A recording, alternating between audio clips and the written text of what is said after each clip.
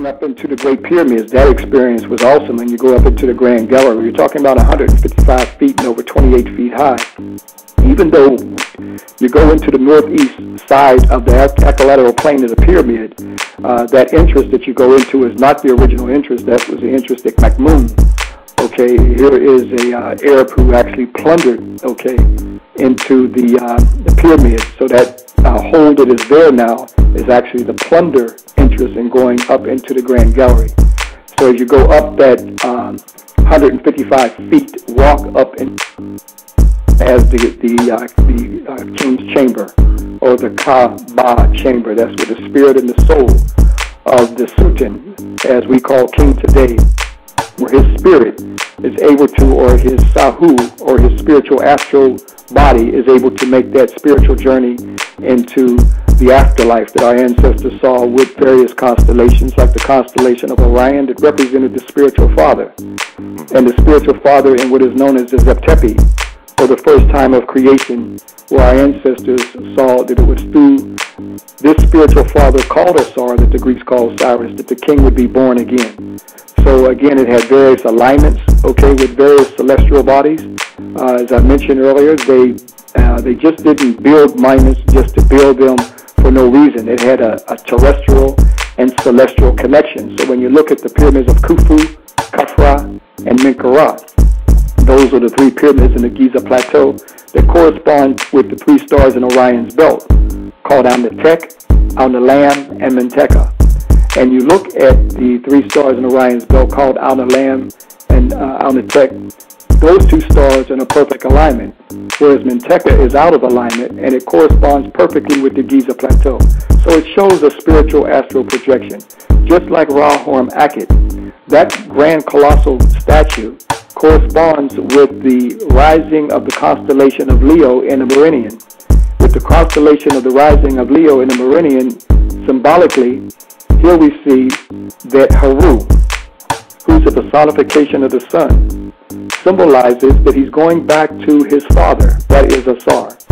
Now, of course, the foundation of Kemet is based off of the spiritual triad. It's based off of the original Holy Family. And that original Holy Family is called Asar, Aset, and Haru.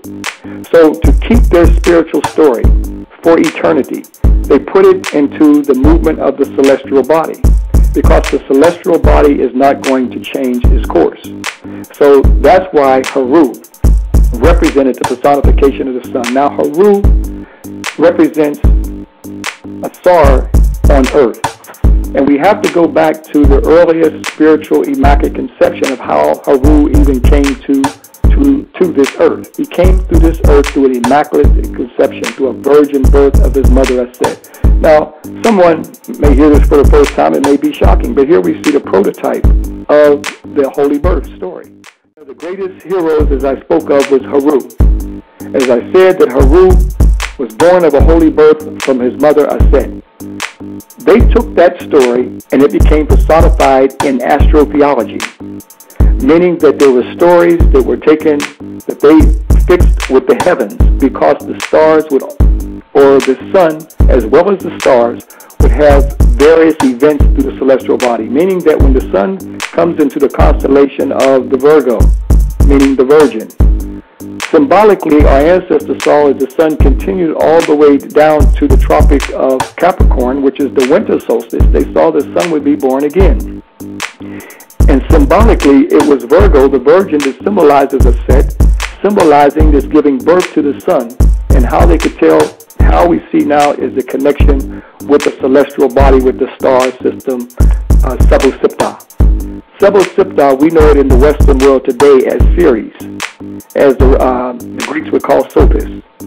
With the heliacal rising of that star, it told them that Haru would come back to the earth again. So he was personified as the sun at December the 25th, and the heliacal rising of that star of Sebel-Siptah.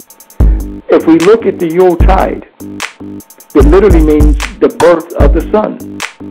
Here we got caught into white idolatry. What is white idolatry? White idolatry is in fact the worship of white images. But actually, when you look at the Yule tide, It's actually a cosmological science covered over through white images. But why is the rabbit there? Why did the Greeks use a rabbit in Greek Orpheus? Because of the proliferation of its litter of sex. The Greeks thought that's how the spring solstice came back. That's how nature came back. That's how they saw it, because they did not have the ancient Shashata or mystery system. What I just told you, the mystery of the cosmic forces and how our ancestors were able to connect those cosmic forces with anthropomorphic and zoomorphic forms. Like I mentioned with Haru and Aset and Virgo and Haru, the sun at December the 25th as it goes into the spring solstice. They knew nothing about the mystery system, the spiritual science.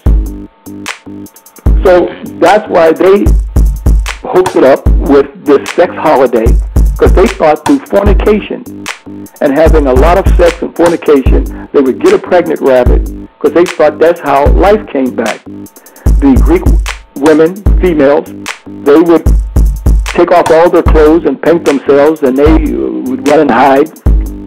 And the Greek males would take off all their clothes with a rabbit, symbolizing that they're going to have sex and have litters just like the bunnies.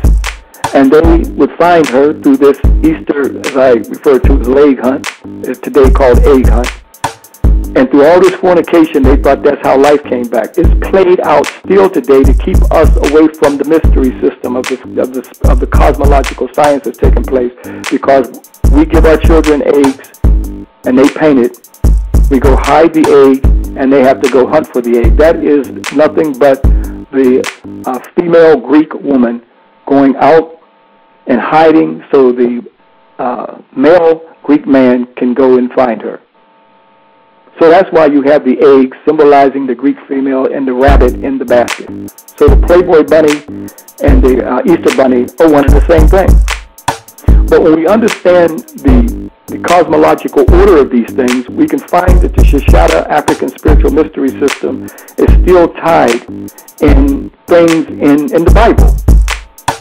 First of all, much of what we see in the Bible has been plagiarized from ancient Kemet. Matthew, Mark, Luke, and John is based off of the African mystery system, spiritual system.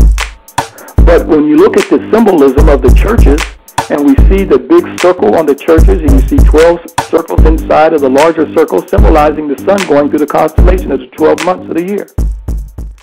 If we go to the England, and we see the Bin, is equally a symbol of the Tekenu, because one of the ancient names for the Tekenu is also called the Bin, and that's why in England they call it the Big Ben.